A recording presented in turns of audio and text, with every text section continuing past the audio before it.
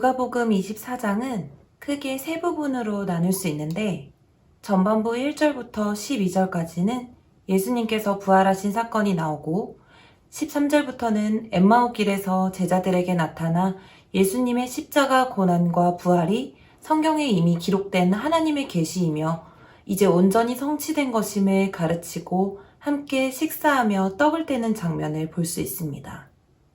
그리고 마지막으로 오늘 본문인 36절엔 예수님께서 11 제자들에게 찾아가십니다. 그리고 같은 내용을 제자들에게 가르치십니다. 여기서 36절에 나오는 너희에게 평강이 있을지어다 라고 하는 말의 의미는 이제 걱정할 것 없다 라는 것이었습니다. 왜냐하면 예수님의 부활은 제자들에게 있어서 예수님의 실제하심에 대한 의심, 그리고 하나님의 구원 사역에 대한 의심, 또 제자들의 현실에 대한 걱정으로부터의 해방이기 때문이었습니다.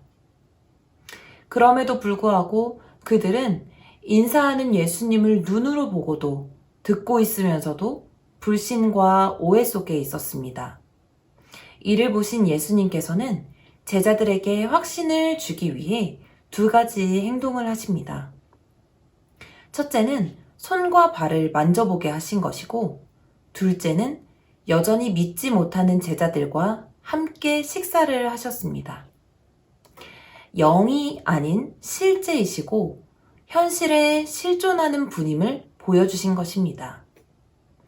예수님은 제자들과 대화하셨고 만져보게 하셨고 그리고 함께 식사하셨습니다. 이를 통해 예수님은 당신이 허상이 아닌 실제임을 증명해 보이셨습니다. 그러므로 두려워하지 말라고 말씀하셨던 것입니다. 동시에 예수님께서는 자신의 부활을 통해 구약 성경 전체에 숨겨져 있던 하나님의 계시를 드러나게 하셨습니다. 예수님이 제자들과 함께 있을 때 말씀하셨던 내용이 성취된 것과 그의 죽음과 부활이 성경에서 예고한 사실임을 상기시키신 것입니다.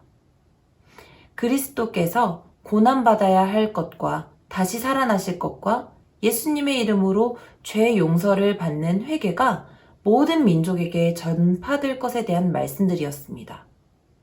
그리고 제자들이 이것의 증인들이 될 것임을 말씀하시며 이를 도우실 성령을 제자들에게 보내실 것을 약속하십니다.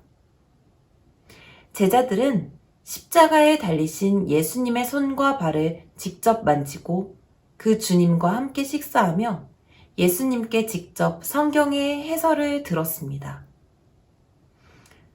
제자들은 바뀌었습니다. 그들은 더 이상 두려움과 의심에 사로잡혀 있지 않게 되었습니다. 성령의 능력을 입고 예수님의 못 박힌 손과 발을 만지면 내가 죄인임을 고백하게 됩니다. 성령님의 내주하심을 경험해야 성경을 깨닫고 하나님의 음성을 듣게 되는 것입니다. 그리하여 그리스도의 고난과 부활을 경험한 증인으로 살아가기를 결단하는 모두가 되기를 소망합니다.